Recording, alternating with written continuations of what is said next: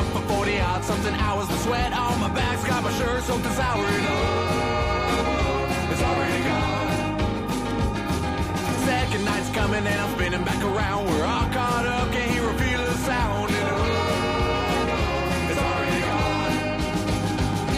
And here comes the feeling when you don't got nothing and all you want to do is get up and start running. You can't hide long cause you know it's gonna start up again. Here's one thing that I know for certain, this life's too short to be worrying about you hurting for long. Oh, it's already gone.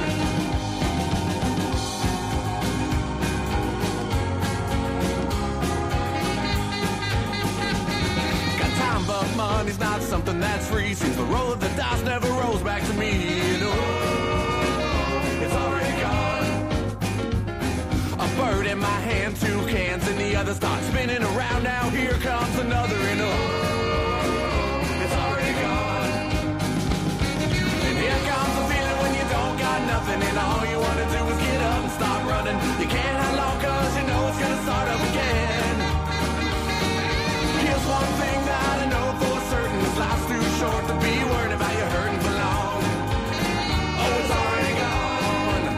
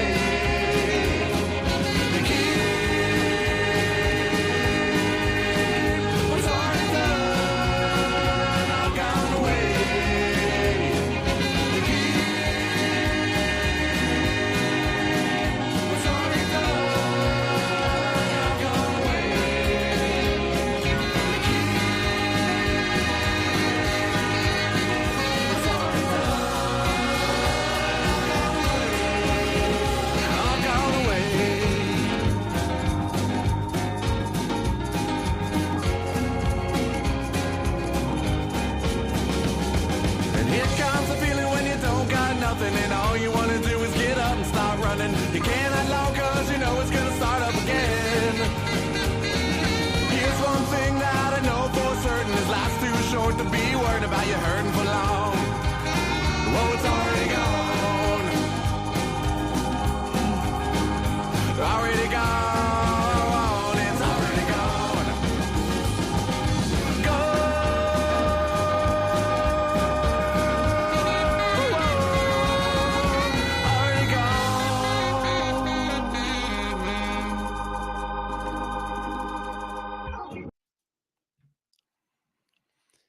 What is up, Jags fans? We are here on a Friday night. It's Friday Fun Day, and we are talking all things Jags coaching staff. I mean, we're done. We're done. We have a whole new coaching staff. It looks completely different than anything we've ever done before. This may be the youngest coaching staff that's ever coached a team, including a 29-year-old offensive coordinator. I can't believe it. What a night. What a night we have before us, because we're going to be taking a look at all of the new coaches. We're going to get all your thoughts and opinions. This is a fan show. This is your first time here, which I hope it's not, but if it is, this is a fan show. So get into the comments, whether it's on Twitter or it's on YouTube. Get into the comments. Give me your thoughts on the Jags coaches. I know some of you want to talk draft, but we're not there quite yet. Okay. So Jags coaching staff, it's crazy. I can't believe it. I may be joined by a special guest here soon. I may be not, but we're going to have fun tonight because I am feeling good. It's been a long week, boys, a long week. Worked a lot of hours this week. Didn't do a show on Tuesday because I was busy, but I had Friday night freaking circled, ready to go to talk about Jags football. So I am so glad that you guys are here, and I can't wait to get all your opinions about all of this. This show was started because I thought Jags fans don't get enough opinions out there. So get in there. This is your chance, Jags fans. This is your opportunity to give your thoughts, to say what you want to say about this Jags team. I try to hit every comment. If the comments get backed up, I miss some, so just type them again. If I miss it and it's a good one, no shame around here. We're all good.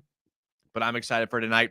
Before we get started, follow everything in the video description. There's all kind of stuff in there. My special guests, Twitter and stuff is in there. I got some stuff in there. I do some side projects on the side that are kind of fun. So check all that out. It's down there. Here we go, boys.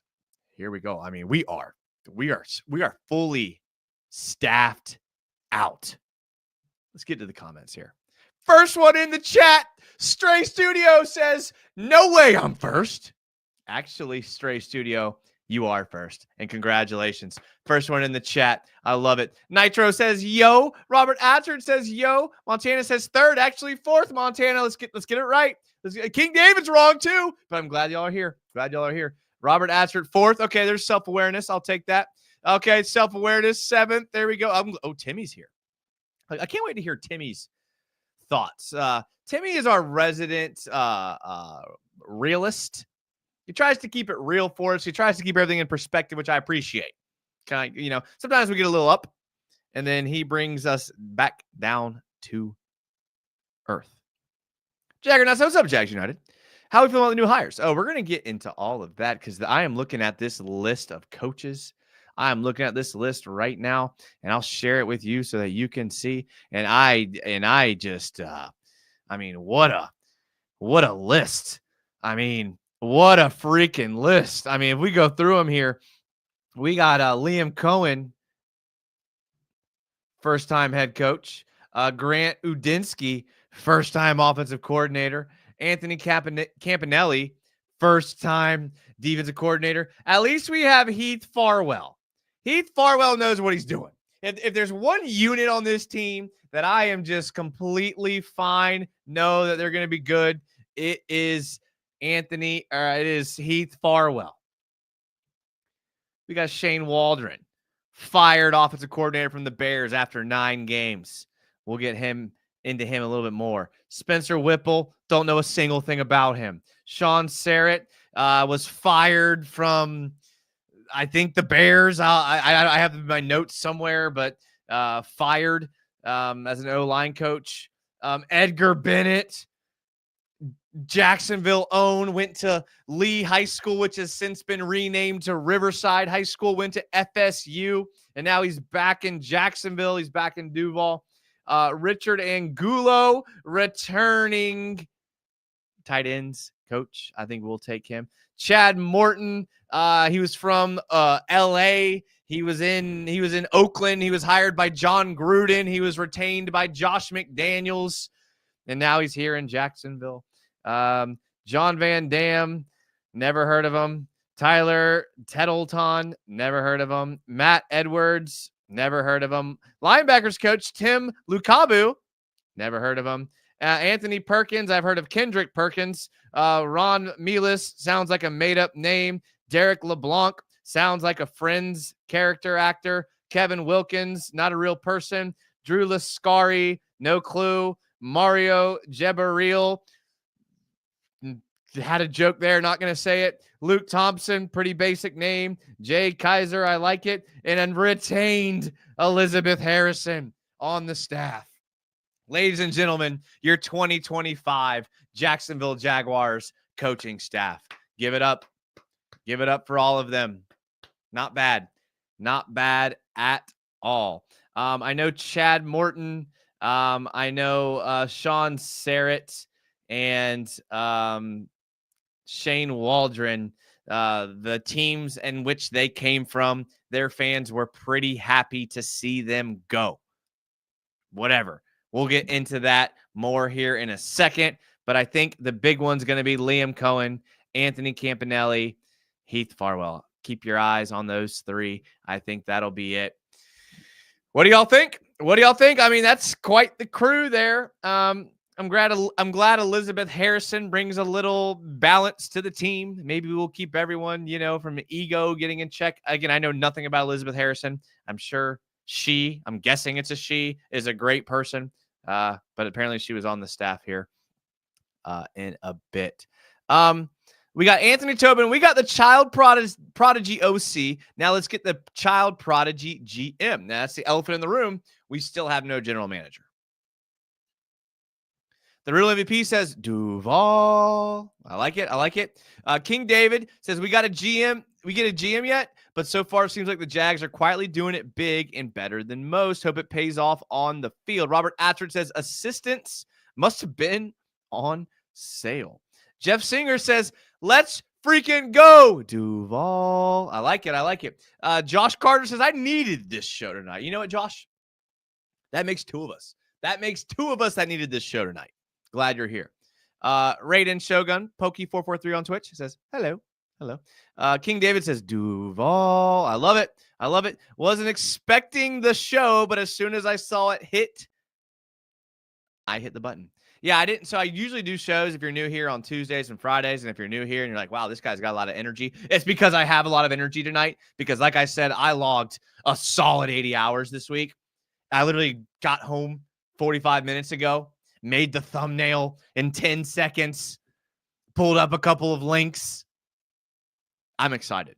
I am excited. Do I have to work tomorrow? For 3 hours. Am I going to sit here and complain about having to work on the weekend? No, because half of you guys probably work on the weekend. Am I going to complain anyway? What is complaining going to do anyways? What is complaining? I'm going to complain about being employed. I don't get money from U.S. aid, okay? So I have to work. And the fact that I have a job, I'm pumped about it. I'm pumped. Daniel Griffiths says, how are we doing, everybody? I'm doing good. I'm doing good. The real MVP. Let's get him up. Not yet. Not yet. Listen, how am I going to fill the back half of February, March, and April if I do a mock draft tonight?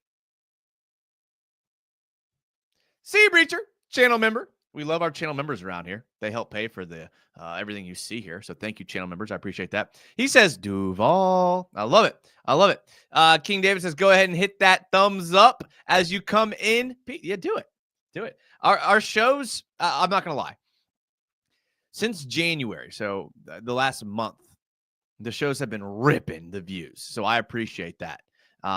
Thank you, guys. I don't know what happened. I don't know if you guys told friends. I don't know if the algorithm put me on people's pages, but the views have been. So thank you, thank you, thank you. James Gladstone for GM, Ethan Wall for assistant GM. We haven't even talked about Tony Boselli. Like, I haven't done a show since last Friday, and we haven't even talked about Tony Boselli. So maybe we'll talk a little bit about Tony Boselli, who, just for heads up, I was once upon a time in my college days on the same coaching staff as Tony Boselli and Mark Brunell. True story. True story. Both great guys. GM been hired? Not yet. Straight Shoe says, my favorite for GM has got to be the Niners scout guy. I mean, look at the guys the Niners have drafted. It does kind of seem like, and this is, again, there's people that do like deep dives into GMs. I don't have the time for that. But it does seem like the names we're seeing surfacing are kind of like these like scout guys. Like, they're not high on lists. Like, I don't know if this is a bad year for GMs. Like, I don't know what. I mean, maybe that's just me. I mean, obviously there's the Ian Cunningham, Ray Agnew. There's those guys out there, but then like beyond that, it just kind of seems like it's the guys that maybe they're young and we want to take a chance on, and that's the entirety of our coaching staff. I mean, the average age of our coaching staff is like 40. But we'll get into all of that and more here soon. Michael N says, I don't mind all the young guys since I trust Boselli and Cohen. I'm not going to judge until we see the on-the-field product. So here's a question for you guys. No, you know what? I'm not going to ask you guys this because I don't care what you have to say. Just kidding. It's not that. It's that I want to ask you. You're not paying attention. Is he paying attention? You kind of got me. Yeah. Got him. I got him. I see. I'm good at what I do. All right. And by what I do, I mean getting Travis to not be ready, prepared. All right. So Travis, before I ask you the question that I want to ask you, how's it going? Well, now I feel offended for whoever's question you were just reading, because now I feel like you at least need to give the man or woman an answer. You stop reading for me. I'm like, I'm not that important. I promise you. Thank you for using binary language, Travis. I appreciate that. I'm glad that we spend millions of dollars to do that. Millions of dollars. The question actually I was going to pose to Oh. the chat. I was going to pose the question to the chat. And so since I saw your beautiful face pop up at the bottom, I figured I would ask you. But I got to ask you before I ask you that question. Okay. Wait, I got two questions for you, okay? All right. First question. How the hell are you on this show and on 1010XL at the same time? Can you answer that question? Can you answer that question? Because I pre-recorded the 1010XL spot tonight. That was actually recorded as you're going to hear me say, "Hey, I just dropped this article this morning, quote unquote." That article, many of you would be like, "Wait, that article was out yesterday," because I recorded that yesterday. So what did you say? Because obviously I appreciate you not big timing us now that you're on the radio. What was talked about? What was said on your local radio spot? You got to tell us. I don't feel like I need to tell you guys what I said on the radio spot when it's video on demand, and you can go to 1010XL Jaguars or 1010XL Hacker After Dark, and you can listen to it at your will this weekend. Because I know you're not doing anything. You're not watching Super Bowl or anything, right? Travis, this is a Jags United channel. Do you literally think any of these degenerates are going to go back in time and find Hacker After Dark, fast forward to an hour and a half in and give us the cliff notes. What were the cliff notes from the interview? Brother, I ain't gonna lie to you, bro. I don't remember. It was this was yesterday, and in Jacksonville Jaguars timelines, man, that's a lifetime. Like, yesterday, bro. Oh, yeah. He asked me how I, about the different GMs, about how I felt about the, James Gladstone. He's kind of everybody's darling. Recently after they saw the Rams behind the scenes draft talk. Appreciate you, Nitro. That's fine. Just come back. You'll give him a second view. I like that. Yeah, and no, so like James Gladstone, everybody kind of loves him, and rightfully so. And my general comment that I made that at the end of it was, if you like Liam Cohen, you're probably going to like James Gladstone, and because a lot of the positives are the exact same positives. Someone who's forward thinking, someone who's aggressive, someone who's willing to kind of embrace this modern NFL, but also someone who has a limited resume, and that's the conversation or the question surrounding Liam Cohen as far as his offense, also as far as his coaching, lifetime, whatever. You know what I'm saying? That are you losing some of your brain gray matter with the getting in your 40s? Is that what's happening? I mean, brother, I had a gray hair and I had to pull it out to pretend this thing was still all black. Yeah, I'm not a fan of that, man. And no, for I get you those there. of you who don't get it, yes, I am 40 now officially, and Jason and a few of my buddies gave me all the slack surrounding that when I saw him this past weekend. We went boating, guys. It was a fun time, almost drowning with this young man. I had a blast. I had an absolute blast. Your friends are hilarious. I was laughing the entire time. It was amazing. I appreciate you inviting me. It was awesome. Nah, man, I appreciate you coming, man. I didn't think you was gonna make it. I'm like, but I told you already. I have a problem. I have people who like are truly in my corner, and I'll not invite them to stuff because I'm like, man, I'm not going to invite you to come down here for this birthday party or this boating thing when you live in, I don't know, Jersey, or you live in Jacksonville, or you live in Tampa. Like if it's not convenient, I'm always thinking about people like that. And I've been told in the past it was a problem. So this time around, I'm like, no. I'm inviting you. Jason, you coming? Oh, yeah, you coming? Oh, yeah, you coming. All right, dope. And it was dope. Not even a doubt in my mind. Not even a hesitation. And one thing I asked you, I think I might have asked you this on the boat. I don't know if you remember, but I want to ask you again in front of all. We're at 205 right now watching, pretty early. So that's pretty good numbers. Okay. And this question is going to hurt Jags fans a bit. So I want you to be honest. Okay. If there's a learning curve with this coaching staff, And the season doesn't start out as hot as people would like because we just went through the coaches. They're all young. They're all inexperienced. If there's a learning curve, let's say 2-6, are Jags fans going to be patient?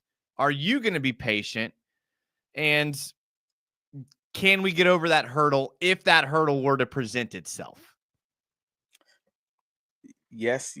Sorry. No, yes, and yes. All right. So Jags fans will not be patient because Jags fans are not patient. Most fans aren't patient. Let's just be real about this. Yeah. But yeah, and we are not a patient bunch.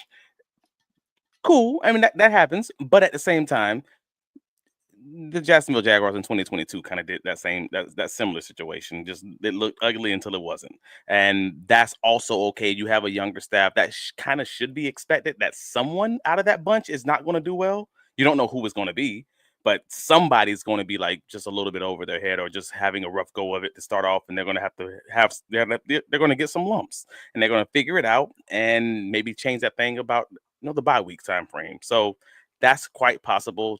Jaguars fans will not be patient. They'll be ringing the bell, angry at someone if it's as bad as it was with Ryan Nielsen, let's say. If Anthony Campanelli ends up having struggles or something like that. Not saying that that's what I expect. I'm just using them as an example. I don't see that happening. I personally, we've already talked about this in past shows. I'm fine with giving guys grace, with giving guys patience for the first few games, first 5, 6, 7 games, because I did the same thing with the Jaguars run game last year. I was the one talking people off the cliff. So, and do I think they can come back from it? Absolutely, because I don't see this team being a one and out, like a one and done team where they fire the coach after one season. They're going to get that patience because with the young staff that they're giving them. So, I think it'll be just fine. All right. What say you? I'm afraid this is just a fear of mine. You talked about some things that you say you have a problem with. I sometimes think ahead in the future and I think about every worst case scenario that could happen and how I would handle them. And although I think it's a good trait, it's probably not good to think of 10 worst case scenarios and how you would fix all 10 of them. My struggle I'm dealing with. I'm talking to my therapist, and by therapist, I mean my cat, because that's the only person I talk to. But the fear I have is if it goes beyond 6, 7, 8 games, and it's the entire season. And the season, because I could realistically see this young, inexperienced coaching staff needing a year to kind of figure things out. Like, I really could. And if we end up with 3 or 4 wins, similarly to Dan Campbell's first year in Detroit, right? Yes. I'm afraid fans are going to jump off the boat. And similarly to us when we almost drowned on your birthday.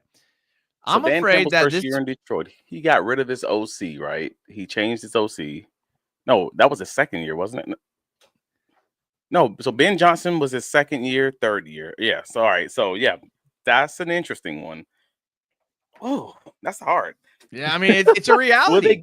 Will they give him that kind of patience to truly build this thing with rough seasons? But the Jaguars weren't Detroit. That's the worst part. Detroit was rough, but the shelf wasn't empty. Damn, that's a good comparison. I'm not even like, the more I'm thinking about it, the more I'm like, dang, Detroit has some key pieces, but they weren't built in the way that they wanted the team to be built. And they had to figure that out. Wow. Yeah, you're not crazy, but I don't think this is necessarily that. And obviously we hope that doesn't happen, but it's a parallel we could draw to a team that had a similar timeline, and they were patient with Dan Campbell, and obviously the Lions are the Lions now. But it's something to think about because a lot of inexperience on this coaching staff, and nothing can make up for experience. Like you have to fall so you can get back up, and a lot of these guys haven't fallen yet. And that's just a realistic thought process to go down with who we have. So Sea Breacher says, if you think I'm watching 1010 XL instead of Jaguars United, you got me messed up. I will say, I love you. I talk about a lot. The reason why I started doing this was because I wanted the fans to have a voice. And if I'm being honest with you all, that was about 50% of it. You know what the other 50% was? the damn commercials every 6 minutes. I could not handle listening to 4 minutes of talking, 12 minutes of commercials, 5 minutes of talking, 15 minutes. I was like, I listen to commercials more than sports talk, and it was driving me crazy. That was a big catalyst for why this was started. So, I love 1010XL. I will say I was approached by a local radio station recently about doing some things. And you know what I did? I said thanks, but no thanks. That's what I said. Yeah, I mean, what am I going to do? I have a job. I'm not going to go. I can't. Oh wait, I didn't know if you meant like doing things like in the middle of the workday, just doing things on an as needed basis. It doesn't matter what time it is. You're gonna make me commit to the same time every single day. I know I can't do that. I literally can't. My job. So thanks, but no thanks. If you want to throw the bag at me, I'll do it. But they were not willing to do that. So yeah, thanks, but no thanks. Timmy Devil says, I'm excited about all of this. We really have nothing to go off of with most of these guys. They have my full support for now. Way to go. Way to have the long view. Yeah. Duval Paul says, what's good, boys? I'm right there with you, Timmy. Got nothing but optimism here. Attert says, wait till you're 54 and you're older than all the Jags staff. Older than all the Jags staff. You might be older than the Jaguars GM. I think all the GM candidate. I think the oldest GM candidate right now is 50. So boy, Robert, I'm sorry, bro. Like if you're a young person, it's definitely like a weird thing when like pro athletes are younger than you. That's a big like brain shift because you're like, this kid is like that's when you're young and you're a kid and you're looking up to these guys. Mm-hmm. It's way different than you're like, that kid was born after I graduated college. That's a big, we're not there quite there yet for me, but that's a big change. Another big change is when the entire coaching staff is younger than you, then you're like, damn. Bro, you are an ancient in NFL years right now.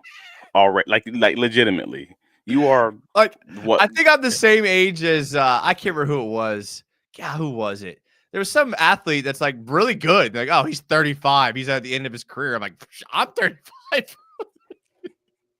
It's a moment. It's a moment. Talking about the adjustment, if the coaches needed it, Timmy Devil says it's not like we haven't been 2-6 before.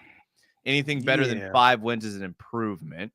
How we win is also an improvement. That's facts. If you win with all, if you are 2-6, but your offense is showing promise and you can see the vision, folks are fine, man. Folks are fine with the encouraging 2-6 and just saying, hey, maybe we'll have to replace this one guy. Maybe we'll have to replace this OC. Oh, well, maybe not OC, but DC.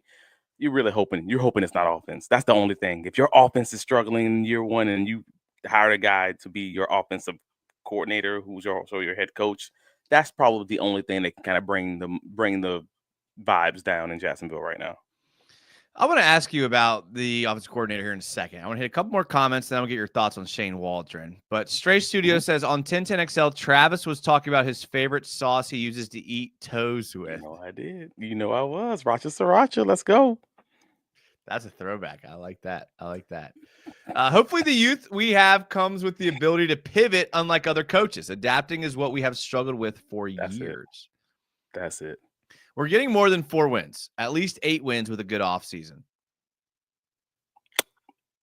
Maybe. It's Jag DNA United. Failure is ingrained. I know we're gonna beat we're gonna beat 4 wins. How about that? I'm sure of that. We're gonna get 5 plus wins. That's the floor. Mathematically. Honestly, if our team is that bad, Trevor might be gone next season. What are your thoughts on that? Man, Trevor ain't going nowhere. Stop playing. Yeah, I agree. Trevor ain't going nowhere. That man don't even get paid until next year. Like his contract doesn't start in 2026.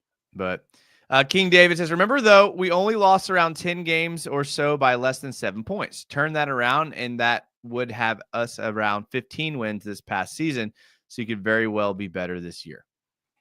I mean, you're not going to win every game. You mean just turn it around to winning half of those, and then yes, you have a 9 game. I get what he's saying though. Like if you win all those games, like the Chiefs have won all those games. and they It's did have it's the Minnesota Vikings. Like a few years ago when they won like almost every game by 7 points, and it was a little bit of a fluke, like because you can be terrible, or you can be great. Those things normally kind of go the opposite way the next season. 1010XL does play too many commercials. Thanks, Jags. You know, it's Thanks, ridiculous, Jags dude. United. It is, and I get it. You got to pay for it. Like I get it, but like it is ridiculous. It is I never listen to it live. I only listen to it on YouTube holy where I can fast crap, forward. dude. Dude, my drive to work is 20 minutes, and I'll get to listen to maybe 6 minutes of talk. Not even kidding. Not even kidding. And if I get in the vehicle as the radio people are saying we're gonna take a break, I just turn on music because I'm not getting any sports talk at all. So it's that's it. We got a question for you, Travis, from Bubble Base. Travis, can you tell me who you want as GM? And is that the same as you believed that they will? Is that the same as you believe they will hire? Ooh, that's hard. It's the same one. I believe that they would want to hire Ian Cunningham. Do I believe that that is who we will get? Is a question not for me. It's not even a question for the Jaguars, in my personal opinion. It's a question for Ian Cunningham. I don't know the man personally, but if I have concerns about the structure of the Jaguars organization and how that's going to work with the general manager who's coming in. And like that's going to be a hard sell, I think, for Jacksonville personally, for someone who's already turned down multiple, if you believe the reports, who's turned down multiple opportunities to be a general manager already and kind of knows his worth. Very similar to Ben Johnson's situation. Someone who knows their worth is going to be a very hard sell to get. Well, Ian Cunningham is going to be coming into a Jacksonville Jaguars organization who's already hired a coach, who's already hired a staff, who's hired an EVP that he's going to have to share power with, not who he's answering to, but sharing power with. And he's also sharing power with the coach, who's a first-year head coach. Everyone may not be on board with that philosophy or that thought process. Like some people are the traditional, I want to be the general manager, I want the guy to report to me guy. That's going to be a hard sell. I'm just going to keep it 100. But I'm equally happy about James Gladstone. I just don't know that I'm not 100% sure on it. It's one of those coin flip things, like Liam Cohen, honestly. It's very much so like, hey, I love what he's doing. I'm well aware that it's a risk, but I like what he's doing. So I'm hoping that he can keep doing that for the rest of his career. But I know he's only done it for this long. So that's my top two. Ian Cunningham, James Gladstone. Is that, and I'd be happy with either one of those guys. If it's not one of those, it's probably Brandon Brown from the Giants. And I know people hate it because he's from the Giants, but he's also has a history with Philadelphia, Indianapolis. He's a really dang good, general manager candidate, and he's been a finalist multiple times already for multiple GM jobs. Well, let's talk a little bit about Grant Uditsky. 29-year-old offensive coordinator. He's worked under Matt Rule. He's worked under Kevin O'Connell. Kevin O'Connell called Uditsky's understanding of football, quote, unbelievable. He was promoted to the assistant quarterback's coach, and his unofficial roles included mentor to J.J. McCarthy, post-practice pass rusher or receiver for Sam Darnold, advanced scout and practice lieutenant for the OC Wes Phillips, and he worked closely with Josh McCown. What do you expect Grant Uditsky's role to be? And are you okay with this like wonder kid OC being brought in who may seem like he's a coaching cycle or two ahead of his time? What are your thoughts on him? Absolutely. I mean, I'm more than okay with it. I'm happy with it. I'm excited for them to go that route because it's kind of how Sean McVay has kind of stayed ahead in his way of building his own coaching staff. He's always bringing in that next guy from the college ranks. He's always bringing in that next mind to kind of draw his offenses up and also to throw ideas off the wall. You want that consistently to keep coming in and out of your organization. I mean, again, the Rams keep losing guys. They've lost three people on their offense this offseason, and they're going to bring in the next wave of guys and the next wave of guys and the next wave of guys, and that's kind of how you're going to have to do it. It's going to be these younger guys who have that minimal resume to be his play drawer.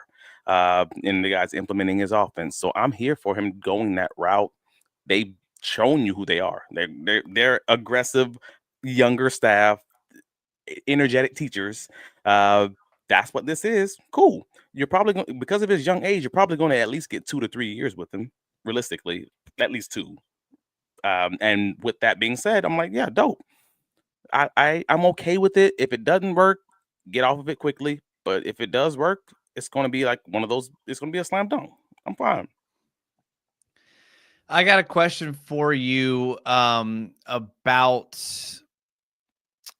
Man, I had it in my brain, and then I got a text and I forgot. So I'll think of it. Did you see that someone said they thought they will never believe that he doesn't have a photographic memory? It was in the Minnesota Star Tribune article. I believe it was last name was McCarthy. That basically stated, he was like, you think of him and you hear how he teaches everyone, and it's basically, you feel like he's a miniature Kevin O'Connell, and you would not believe that this is not a photographic memory. A lot like Sean McVay, Right. would just pull a play out of nowhere and just tell you exactly what happened, top of his head. He has a lot of that going on, apparently. So I'm kind of that, again, those kind of small things that just kind of excite fans, but also excite people like, no, that dude sounds like he's sharp. I just hope he continues to be sharp when he's challenged for multiple years straight. All right, I'm going to ask you about Shane Waldren here in a second. But before I do that, I'm going to get to a couple comments here. So Jaggernaut says, are the throwbacks going to be our main unis? Any inside info with the press credentials there, Travis? None. I have no idea. I'm just like, I'm in the same boat with you guys. Like, I hope that is the case, but I don't know that it's going to be the case. It's just maybe. And honestly, but if I'm just not with no inside information, if it were to happen, I feel like it's one of those things that would happen when you were opening a new stadium. Like, I feel like you save it for a special occasion. That's at least 3 years from now. I mean, what, you scared you're gonna be dead by then? Like, that's fine. 3 years, cool. Actually, yes. I may die. I may die. I may. Well, then, future generations of Duval got you. Trevor says, confused on why we didn't hire an assistant offensive line coach. That was something that confused me also. I don't. That great question. I don't know. Unless maybe they're not done. You don't have to have one, but it was also an interesting thought because I had the same question. Maybe Jay Kaiser, who's the assistant to the head coach, or Elizabeth Harrison, who's the assistant to the head coach, has some O-line knowledge. Elizabeth does not. Well, you know what? I don't know her life, but I'm just telling you from what her bio reads. It does not seem that Elizabeth has that background of offensive line coaching. But hey, man, people surprise you. I listened to this. I don't know if you've ever heard of Jocko Willenick. He's like a retired Navy SEAL. He like now he owns he's like super popular. He owns a company that does like leadership training for like huge businesses. Like I'm talking like S&P 500 businesses. I actually pay $5 a month to listen to his like premium podcasts. They're that good. Balling. Okay. So Google him, Jocko Willenick. He wrote a book where he talks about how to lead a business, and he like draws comparisons to being like, he was like the highest office in the Navy SEALs. So he like draws comparisons. His big thing is taking ownership, which is why that's one of my big things, taking ownerships. And his latest podcast, he takes questions from people in like business, was from a female who says that she's like the boss of all these men, and she's having trouble getting like respect from men in her industry. And he has like a nice long podcast on how women need to like approach the situation. And we're not women, so it seems like would be useless to us, but a great listen, because like it kind of gives you some insight on some struggles that females may have that you work with. So it's really good. And when I see Elizabeth Harrison on this list of all these football players, I think like she's got to be a baller if she's like on this list of like Many people don't know she's been with the team for like 16, 17 years. I'm looking for the exact time. Yeah, she's been with the team. She's enters her 17th season with the Jaguars as the assistant to the head coach. What she does is logistics as far as its support to the whole staff, assisting with their scheduling and things of that nature. So she's been there for longer than some of you have been fans. But that's why I say it's not the offensive line stuff, and it's not that, but she's just helping out in all the ways that she can with the schedules and just trying to get everything right, the small stuff. the small stuff, huh? Man, I hope It's she the doesn't big hear. stuff. It is the big stuff. I hope she doesn't hear this. Is breaking news? Travis is misogynistic. Breaking news. Wow. No, we ain't doing that. Do not clip this. Jeez. All right. Anyways, Moving on. Okay. All right. Let's talk about Shane Waldren. All right. He's the pass game coordinator. Not a ton of responsibility. Another young guy. He's 45. He worked. This is pretty impressive, though. Like, I know he got fired by the Bears after 9 games. Yeah. I know that. But look at the coaches that has hired him. Bill Belichick, Pete Carroll, Sean McVay. I'm guessing that's why the Bears hired him, is because he's worked under those people. What do you got on Shane Waldren? What do you got? Anything good? Well, I mean, he wasn't the greatest as far as being an offensive coordinator for the Bears, but okay, cool. He was really good as a passing game coordinator. The Jaguars happened to be hiring him as a passing game coordinator, non-play caller. So basically, it sounds like he might be a great teacher. He might be a great guy to give you good ideas to bounce off of, but not necessarily the guy who's calling the plays, maybe his situational football, those 5 plays in a game that matter significantly. He's just not the guy to call the right play at the right moment or something along those lines. Like, and that's okay.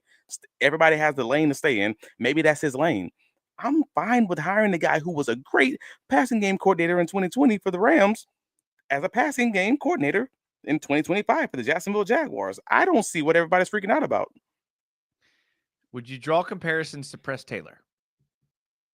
I don't know that Press Taylor's necessarily a bad passing game coordinator. I can't objectively say I've seen that he's done. Like, I don't recall his time. Was Press ever even the passing game coordinator in Philadelphia? Don't know. I don't even know like that, because I didn't pay attention to him at that time. But nevertheless, it might be a key comparison. And I also don't have a problem with the Bears hiring Press Taylor as a passing game coordinator. They're not calling plays. The guy who's calling plays is just using this guy who was a former offensive coordinator to bounce ideas off of. It's not a bad hire for any of these guys, either of these teams. The guy on the left might be bottom 5 all time at pronouncing names. The guy on the left, dang. That's me. I mean, I was hoping he didn't have it flipped on the screen or something. Yeah, that's me. And that's true. And that's fine. And that's why I'm not on local radio. Bro, I had a whole podcast calling, what was Shell House, the wrong thing. I don't even remember what I said. Shalahasi. I had a whole thing calling Pikuchi, the offensive line coach, the assistant offensive line coach for Tampa Bay, something else. I don't even know how to say what I said on it, but yeah. So I don't judge you, bro. You don't know these people. You haven't personally know them. You don't know how to say their names. No one's talking about these assistant coaches and position coaches if it's for a team you don't represent. You're right. I do not know them, but I do want to talk about someone that I do know actually in a second. But I do kind of want to get to these comments about Elizabeth Harrison. Wow, she's kind of old. Sarah Evans is better than Elizabeth Harrison. At least Sarah's not. Too late. What? Too late. You got clipped as misogynist. It's too late. Send it to Big Cat Country. Send it to 1010XL. Let's cancel Travis. We're going to cancel him. P.S. I don't know what's wrong with y'all people on these socials, man. Y'all always trying to get somebody canceled. Like, for real. Like, I'll say one thing and somebody be like, tagging Big Cat Country. Is this what you guys represent? Like, bro, we really doing this? I can't stand y'all, but it'd be funny though. Like, just people are weird, bro. People are weird. People are weird. I can't. There's some of these comments I'm not going to put up here. I did get a text from, we'll call an insider. Ooh. Said Elizabeth Harrison is the GOAT, and I will not take any slander on her name. And that was a text. I like it. That was a text. I'm here for it though. Yeah. I like it. Again, you ain't heard me say nothing negative about her. I don't. You're the misogynistic one, read- Travis. I You're the one that read can't work what- with women. You Whoa. actually said earlier you hate women. Quote, Travis Holmes. What? You were trying hard to get this clip, man. No, that was a clip of this. That was a clip of this. Jeez. Uh, All right. I can't okay. work with women.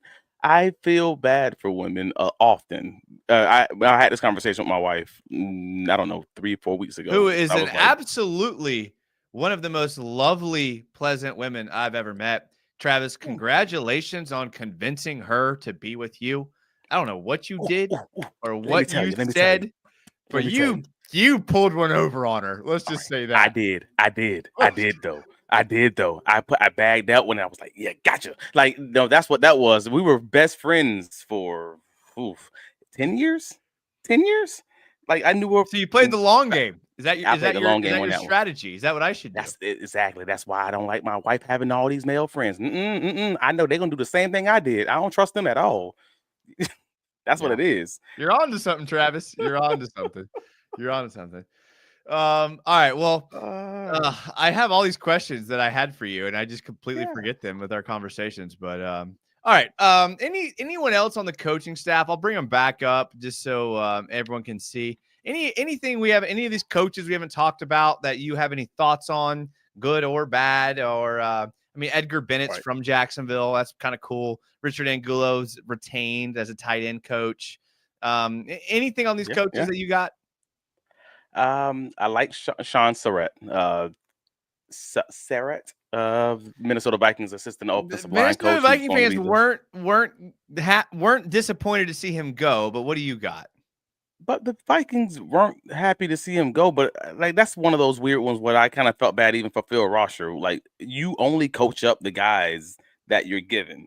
So I don't feel bad. Like, it depends if you have all these top draft picks and everything else, and that's what your O-line is, then you're only going to be able to coach them up to a certain level. Like, I fully understand that. I thought the Minnesota Vikings were pretty solid as far as their offensive line was concerned, as far as their performance. I didn't think they were terrible. I didn't think they were great. Again, they were top 10 in the NFL in passing yards, 7th in passing yards per play, 9th in points per game, 10th in first. Like, that's all top 10 areas as far as their running, their offense was concerned. And Aaron Jones rushed for 1,100 yards. I don't see the problem with that. If you're going to blame the assistant offensive line coach for the performance of the offensive line, I don't know what we're doing here. Like, that's not even his baby. That's somebody else's baby, and he's under them and just trying to coach them up. Like, that ain't it. So he had 9 years under Mike Tomlin in Pittsburgh. He had 3 years with the Chargers as their assistant O-line coach, and then he had last year with the Vikings. Anybody who has 9 years under Mike Tomlin and 3 as their O-line coach, I'm probably going to be a little bit intrigued, bare minimum that. So I'm fine with Sean. Running backs coach, that was the Chicago Bears running back coach. I had questions on that one. Like, I didn't know how to feel about him because DeAndre Swift did have a solid season for DeAndre Swift, which is weird to say because it's like he had 1,300 scrimmage yards, but also he still wasn't retained on that staff. But it was a new coach, so I kind of don't feel like that was so bad. So it's because I think our running back room needs attention. I mean, we've talked about that in the past already, so I don't know how to feel about that. But overall, I thought it was a pretty solid, situation as far as that was concerned. That's probably one of the better options you're going to get this late in the game as far as a running back coach. And then you already mentioned Edgar Bennett, which everybody named Mama came out of the woodwork saying they know him because he's from Jacksonville, so he obviously has people around and everything else. That's the wide receiver coach. I'm curious about that one. I don't know enough about him, honestly. I just wrote the article early today, so still had a little more research on that. But for the most part, those are the primary guys that kind of announced this afternoon. Yeah, I was gonna say I have I have a problem where I like to go into other NFL teams subreddits and like read what their fans say. And Sean Sarrett and Chad Morton were both two names where the fan bases were like, good luck. Like, yeah. And so that's all I can take from Sean Sarrett. I mean, he did replace Mike Munchak, who was supposed to be like one of the best O-line coaches ever. So he kind of got a bad rap. So give me what you heard about Chad Morton. Chad Morton, basically just like you said, basically what you said with DeAndre Swift, they couldn't. Again, the whole Bears offense, those first like 9 games was like bottom of the league in every statistical category, like running, passing, points. So with Chad Morton kind of coming along with Shane Waldren, I think people were a little like, good, take them, because after they got rid of Waldren, and then the running game never got going, like you said. It just kind of seemed like the Bears fans were ready to get rid of him. I'm not a huge fan. They wanted a clean sweep. Yeah. But okay. Like kind of like you said earlier, like they're not, it's all going to come down to Liam Cohen. Like these guys are just going to be advisors. That's the realistic perspective. They're going to be advisors, and Liam Cohen's going to have to make the big boy decision, which he's never done before, but he's going to have to do it. And so that'll be interesting to see. One guy, and this is I was going to mention earlier, a guy that I do know pretty well. I served on a coaching staff with Tony Boselli. Okay. I coached both of his kids. Great family. His wife was the cheer coach. He was the O-line coach, and he was different. And by different, I mean said what he thought at all times. Didn't hold back, didn't care what people thought. And that gives me great optimism for how he'll handle this new role. Okay. How do you think Tony Boselli will? What are your thoughts on Tony Boselli entering an EVP role? Obviously, we don't know the dynamics of how that role will reflect on the team makeup and how it's built. But like, what are your thoughts on Tony Boselli coming in at such a high position? It shocked me originally, if I'm going to be honest with you. And I wasn't the only one that was shocked by it, but I had an opinion that the conversations the Jaguars had with the league resulted in them being, I won't say forced, because I don't think that's too strong of a word, but basically they had the conversations for clarification from the league where they were trying to figure out what title they could give Tony. And the league more than likely came back and asked, "Hey, what are the what are the roles that you're envisioning having him to do? What kind of meetings are you trying to have him in figuring this out?" And maybe they had a thought in their head that they wanted to give him a senior advisor to the owner, or maybe something like assistant to the owner or something along those lines. And then maybe the Jaguars said, well, we want him to be in personnel conversations also, or we want him to have access to this or that or whatever it may be. And the league probably just came back and said, hey, that sounds closer to an EVP than anything else. You're probably going to have to go the EVP route. And then they just decided to go that route. That's the way I envisioned that it probably worked out. Like, I don't think that because I heard from multiple times from multiple people that Shad was passionately against the route of having another EVP ever again. He just was. And all of a sudden we get an EVP after all the conversations. All we had heard before that was, hey, Boselli's going to be in the room. He's going to be part of this leadership committee. That's fine. That many NFL teams do that. And then that became an EVP, but then not your normal, quote unquote, EVP situation. Sounds like that's probably not what they wanted as far as labeling is concerned, but they still may have him do the same role of, I'm not going to be doing all this personnel stuff necessarily, but I am going to be the guy who's more like in between that ambassador, that communication piece to and from Shad Khan, and kind of just helping everybody keep this thing moving with my connections. Kind of like an advisor or a consultant, maybe. A consultant maybe is better. Kind of like a consultant with more access. Yeah. Because again, those guys generally don't have access to the personnel conversations and all of that. Yeah, that's true. That's true. I'll get to a couple comments here because this one reminds me of something that I want to get your thoughts on. Is Mercedes Lewis said he didn't coach him hard enough in Chicago, and actually, this is about Shane Waldren, and the reports actually have come out that Shane Waldren wouldn't watch film with Caleb Williams. And like that's probably why they fired him, is because apparently they had to hire Caleb Williams had to hire an outside firm to watch film with him. He was fired after 9 games. Mercedes Lewis, Jags legend, said he didn't coach. There's a lot of red flags with Shane Waldren. Travis, I think we both feel the same way about walking red flags. Was this a good hire? I mean, I've already given my opinion of what the hire I believe the hire is going to be, and if it's not what it's going to be, we know how you feel about that. Was it a good hire? I don't know, man. I ain't gonna lie to you. I would have said it was a bad hire if you're just talking about having him as your OC, but he's not that. So at the end of the day, we've already established the fact that this is Liam Cohen's baby. This offense, whatever happens with this offense, is going to be because Liam Cohen guided it that way. Everything else is ancillary. Everything else is just extra. We're just talking about, like, I don't think it's a bad hire or a good hire. If it works, it's a great hire. If it don't work, it was a terrible hire. But then I can say the same thing about all of the offense if that's the case. So these are based on these reports that don't sound great. None of us are going to care if they're winning, if they're scoring points, and if they're not, then we hear these reports, then we might start caring. So it's W's and L's. That's a good fence riding answer, and I know we don't have privy to all the interviews and access to all that, but knowing what you know, I'll put you on the spot here. Knowing what you know, would you have hired Shane Waldren? I don't know what Liam Cohen knows. No. Hear me out. What I mean to say is he has a personal relationship with the guy. He knows him. Like that's a game changer.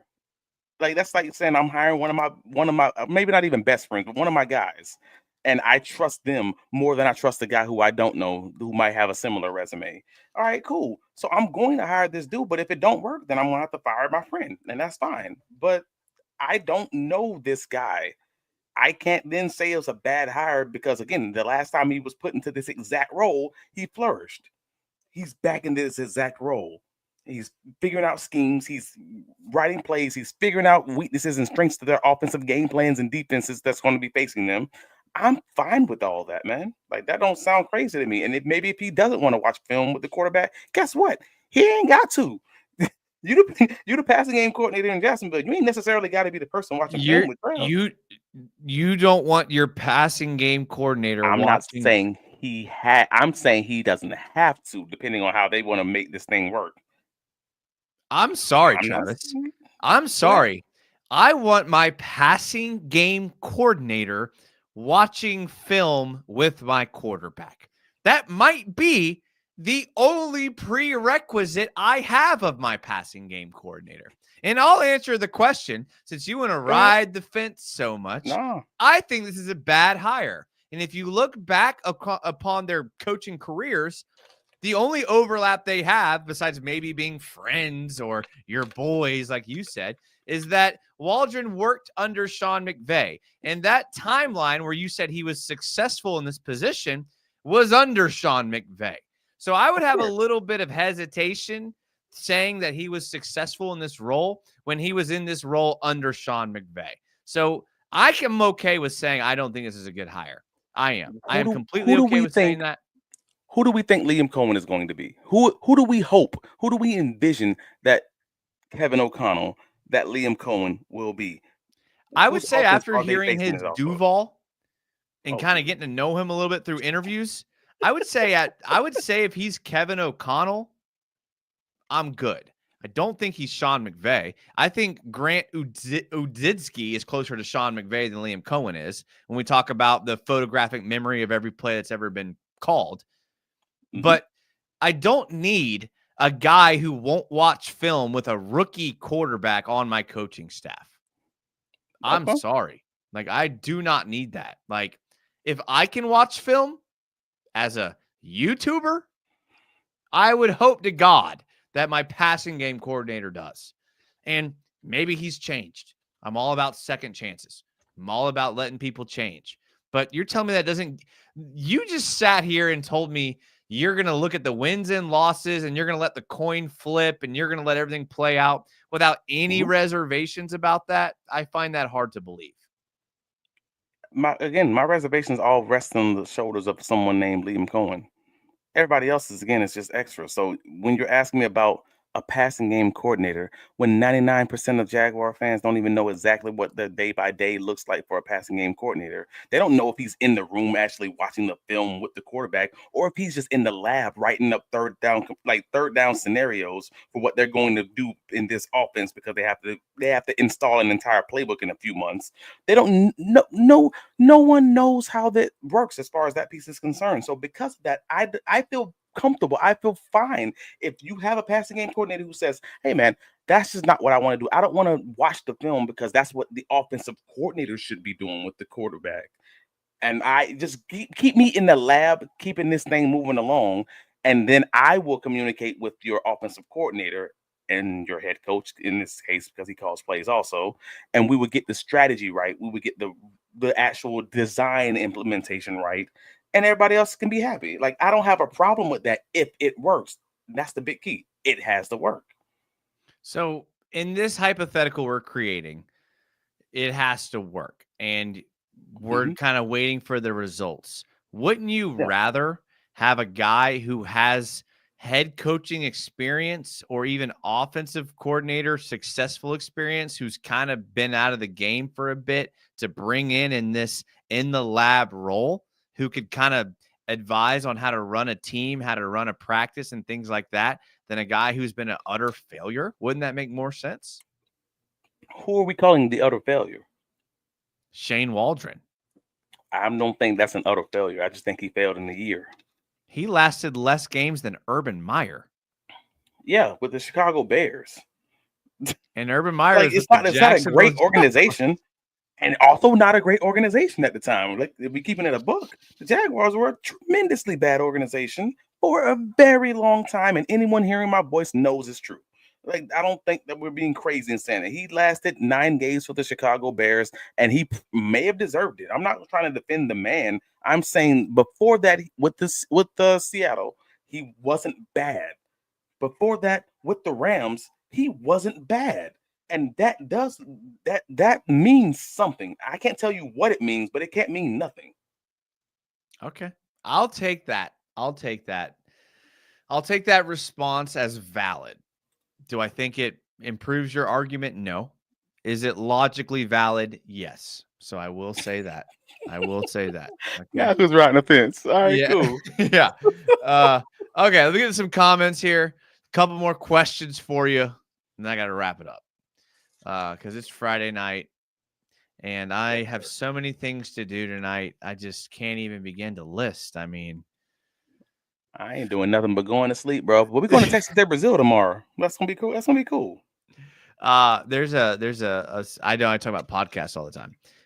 Historia Splain podcast. That's what I'm doing tonight. Historia Splain. Historia Splain podcast. This dude, he reminds me of me, but way more educated and knows way more about history, and just sits there and talks about some good stuff. Well, I enjoy history. I don't know if you know, like, I enjoy a lot of random history. Well, I'll tell you, and there's like a couple of, like, you know, I did a double major in political science and history. Don't do that if you're thinking about it. Do not do that. But that's what I did. And my specification in history, because you have to like write an undergrad thesis, not like a graduate thesis, but an undergrad thesis. And mine, I had to write it on something historical. And guess what you're not going to guess, but guess how I went around this like undergrad paper. I wrote sports in the Great Depression. Genius. Absolutely genius. Wow.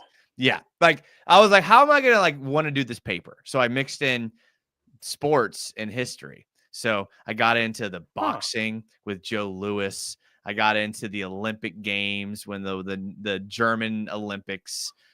Baseball was big then. And so like that's my era. This guy has entire series on that era, World War I. He has an entire series on biblical history, which I'm a fan of biblical history because that's some good stuff. And so it's good. The whole series, side tangent, but some comments here. I agree with Travis. Well, you know what, Andrew?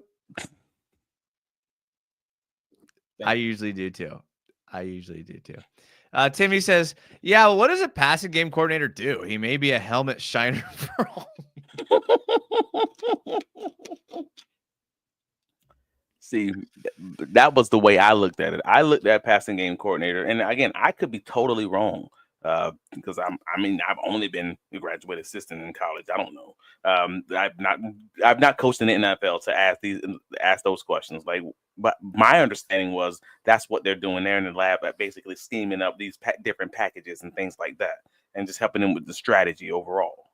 That's kind of what I looked at it as. As long as Bulky doesn't have his grimy hands on it. Jim Bob Cooter was by far more than a helmet shiner. Jim Bob. Yeah, man, they lost the Cooter and things just went down. I mean, we all understand how that feels, though. You lose the Cooter and just Tiger Woods. That's exactly all the greats. When Tom Brady, you lose the Cooter and it just goes downhill after that, man. There's something to that. Tough times. There's probably a life lesson there, but hour and 7 minutes in, I don't feel like it's a good time for a life lesson. Hold on to the Cooter. That's it. Offensive pass game specialist will have to take up the slack. Laughing. Who is a coordinator that we interviewed that you wish we hired? Ooh. Who was the coordinator? Now I got to go back in the list of who all we interviewed. Oh man. I mean, we're probably talking. I know the question truly is about offense. In reality, I think I believe the question's about offense. But if we're not, I actually like Pat Graham because everybody talked about him like he was a boy genius, like he was a defensive. I'm not. You'll have to. If I don't know who he is, you'll have to tell us who. My bad. Is. Patrick Graham. Oh, was defensive coordinator. Defensive okay. Coordinator. Yeah. Okay. I assume Robbie meant offensive guys because we only interviewed like 3 guys. So Uditsky was. Top 2. I mean, it was only 3 guys, man. Like, again, it's a non-play calling role that these are the guys who are just going to be teaching the offense throughout the week and just kind of drawing up the plays. Like, cool. I think they hit a great solid base hit, maybe even a double with Uditsky, and that could become an inside the park Grant, home run. We'll see. That was a great analogy. That's exactly how I feel, and I've never been able to verbalize it like that, but that was very good. That's why you're a writer. That's why you have media credentials. And that's why you're on the local radio and I'm not. And that's why right there. Which I'm not even listening to right now. So I'm not going to listen to that after that video on demand. Travis drinking all that soda before bed. Man's a wild. I mean, what you got there? I could be drinking liquor right now. This is only Coke. I did not add any Crown to it this time around. But yeah. Just straight regular Coke? You're not a Coke Zero guy?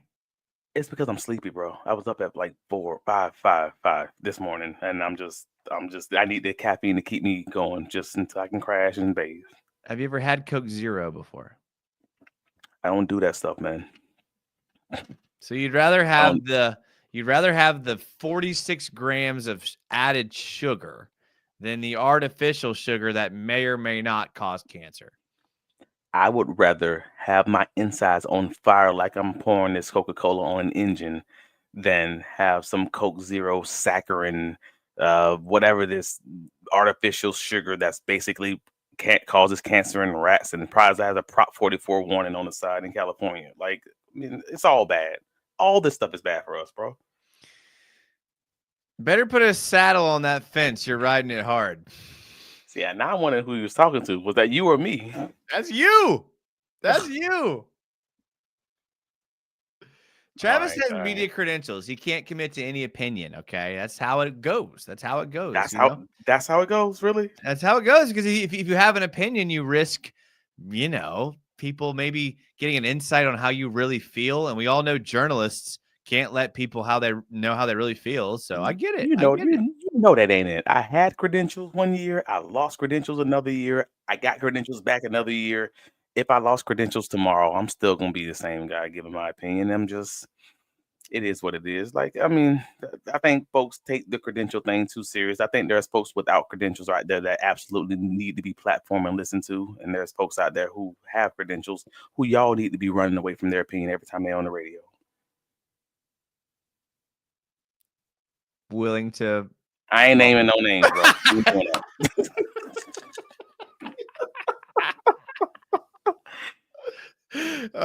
Volkfang, the Told in Stone YouTube channel is absolutely incredible. Okay, I gotta take a picture of this because I won't remember in unless I take a picture. stone. Told in Stone. I If got it's like history, I'll 5 listen to it. pages open now. Yeah. I love that stuff. Quote of the day: you lose the cooter, things go downhill. Hold the cooter. Cooter is all powerful. How do you think we improve the roster? Ooh, this is a good because I'm probably gonna. I mean, I'm probably got like 5 minutes in me. So Travis, take it and tell me. How do you improve the roster? You invest into the front line, first of all. So, like, folks keep telling me that the defensive line is going to be good and the defensive line is better, and we don't need to invest in the defensive line in the top of the draft or early in free agency. And I think these folks are. I think they're high. I don't understand that. I'm all in on exactly what the James Gladstone did with the Rams in this last draft, and they were like, "Hey, our defensive line is good, but let's go for great." F that. I don't believe in being good because if you think you're good and other teams got good, then your team's behind. You're already behind the 8 ball and you don't even know it yet. So I want them to get a true plug in the middle of the field. I need someone who's going to be able to stop the run, but also I would hope that they can maybe even improve on the pass rush because they were 32nd in the league in pass rush rate. We just had Dan Griffin on a Duval dive on Wednesday. That man broke it down. We even went into overtime and did another show on Thursday just to talk about the details of the Jaguars and how they kind of failed. I need another defensive tackle. And if that means we got waves and waves of guys, so be it. We'll be the Philadelphia Eagles. I'm just fine with that. I don't care. So I'm plugging that D-line, get me a right guard, maybe even get me a better center at run blocking so we can establish the run game, and everything else will be all right. We can scheme around the passing game. That's where I'm at. That's how you make this team great again. Make the Jaguars great again. Yeah. That's how you do it, is building up the foundation. We need an infrastructure bill, baby. I like your idea there. And I don't think you're wrong. I think the only like counter argument you could make was just the amount of money and draft picks that are currently on the D line. I think you could make an argument that like it's with a new DC and a new scheme, like could be fine because I like Devon Hamilton. I like Mason Smith. If you bring in another defensive lineman, you are burying a second-round pick and a highly paid D tackle on that rotation. I just don't know. Second-round pick? Mason Smith. No, who's second-round pick? The Jags drafted Mason Smith in the second round. Who's the Jags? The Jags ain't draft Mason Smith in the second round. Nah, hell no. Nah. Who drafted him then? Trent Baalke drafted Mason Smith in the second round. You don't like Mason Smith? You don't like? No. This ain't got nothing to do with Mason Smith. This got everything to do with who drafted him then and who will be drafting in the future. I don't care if I'm burying a second-round pick on the defensive line because that ain't my job. My job is to build a winner. And how do you build a winner? You give that competition, and whoever rises to the top rises to the top. And if you fall back, you fall back. I ain't got nothing to do with that. My job is to build this thing, and I cannot risk my whole roster. I can't risk another season of my defense struggling because we can't get pressure because we have an issue at the defensive line position. I'm going to shore something up, and we're going to be great in one area, one way or another, hell or high water.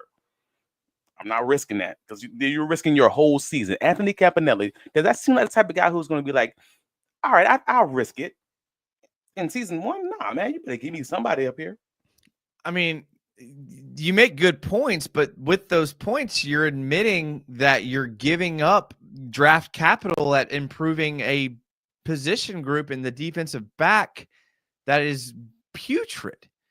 So yeah, but you act like, but we got free agency exists.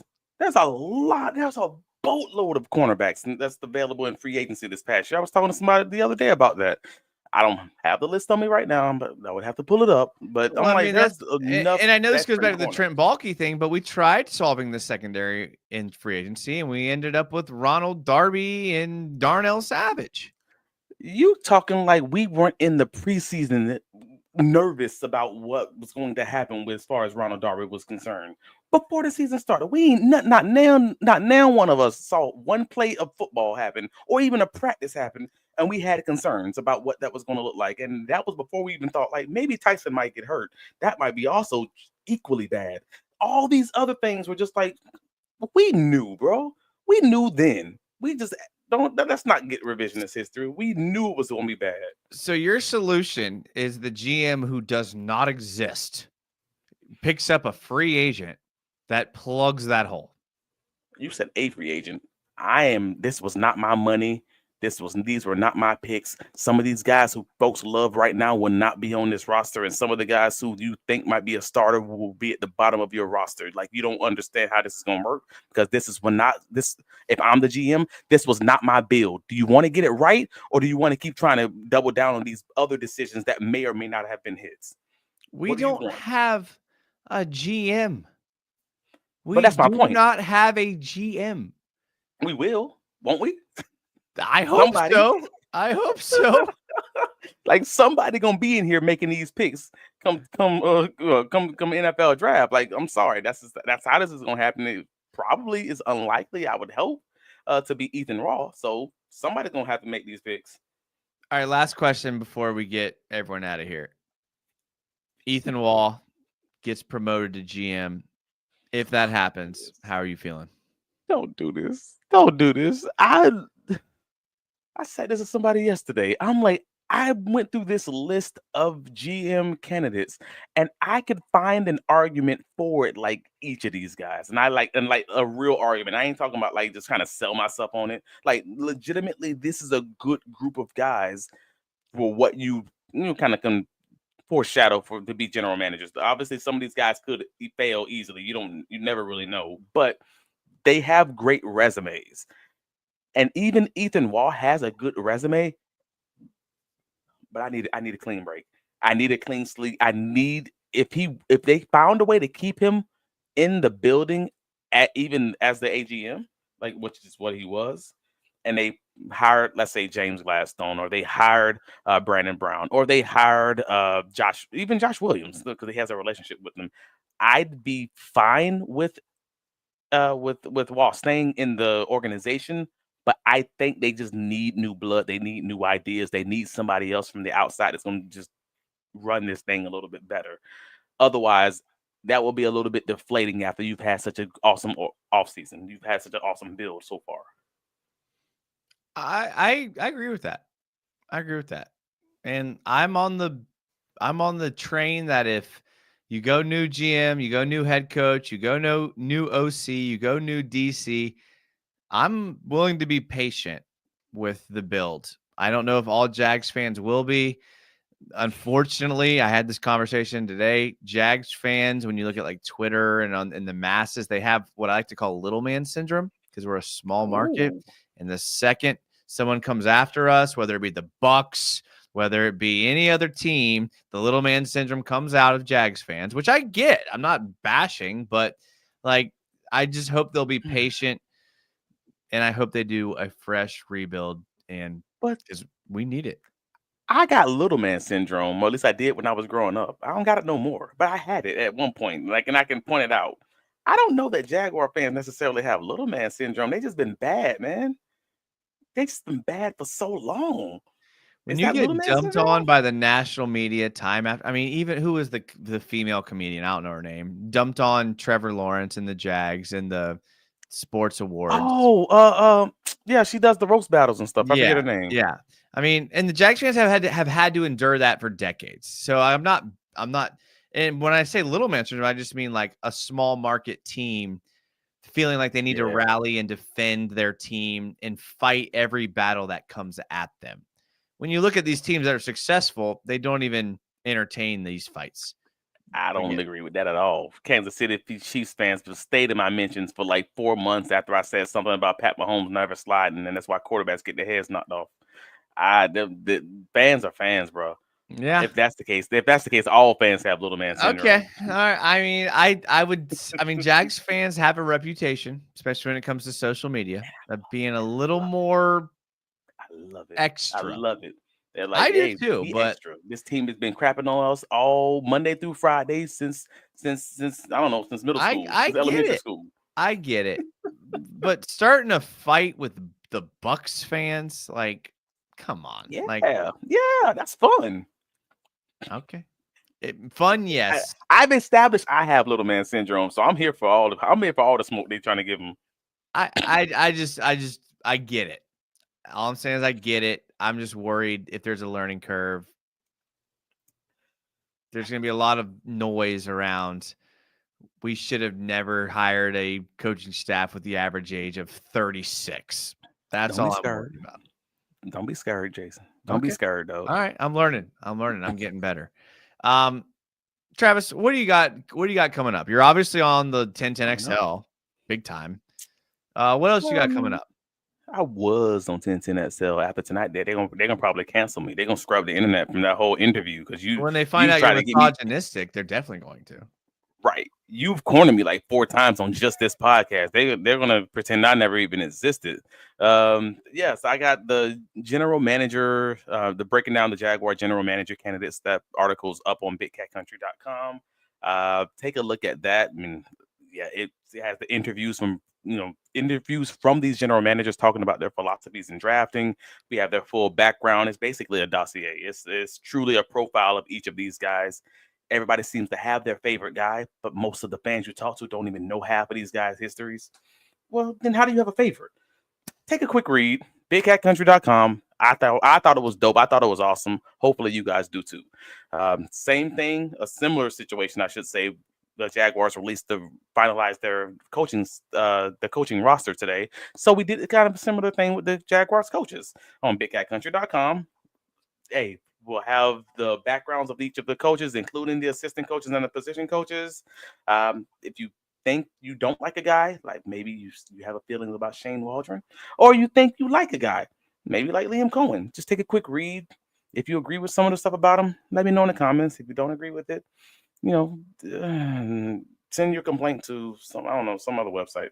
But yeah, just don't tag bigcatcountry.com. Yeah, but overall, that's what we got going on right now. And any breaking news, I'm always going to be here for. But otherwise, I will be probably off this weekend and just watching some Super Bowl stuff, man. Wait, are you doing the Super Bowls? What are you doing for the big game?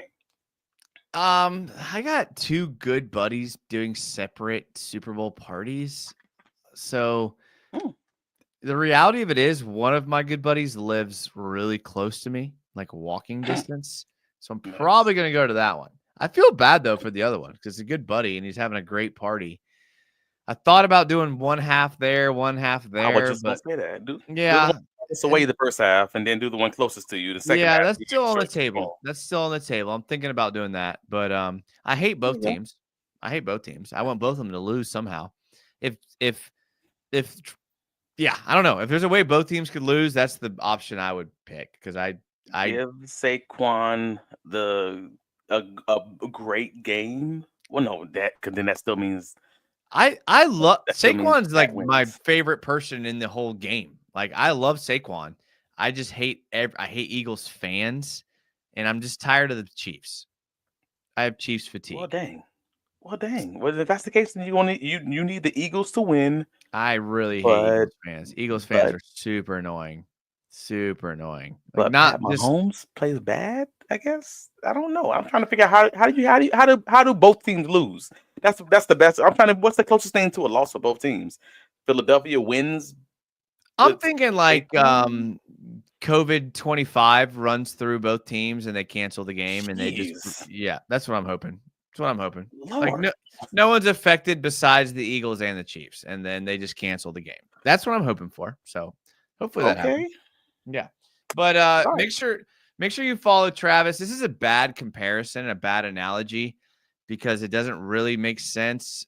But like Travis is like, if you've ever listened to a song and then like a month later, it becomes like the most popular song of all time. And you're like, oh, I listened to that song a month ago before it was popular. That's a bad analogy because Travis is popular, but he's very underrated. So make sure that you follow Travis's everything. Like he writes articles, read it. He does a podcast, get on it because we're going to look up and Travis is going to be too big to come on this show. And we're all going to be like, hey, remember when Travis was on here? So get in early. Get in now. Travis is the best at what he does. And Travis, I just want to say thank you for coming on. It's always a pleasure talking to you. And I know your time is valuable, and I know you have great insight. So thank you. Thank you. I appreciate it. I appreciate you, bro. Everyone else, thank you for being here. Sorry I didn't get to a lot of comments, but Travis gets me going. So I missed some comments here. But I will be back soon. There's no telling when the next show is. It'll probably be Tuesday or Friday. Probably Friday with Travis again. But be looking out. Make sure to like the video. Make sure to tell a friend about both of us. Follow Travis, all that stuff. Until then, as always, go Jags.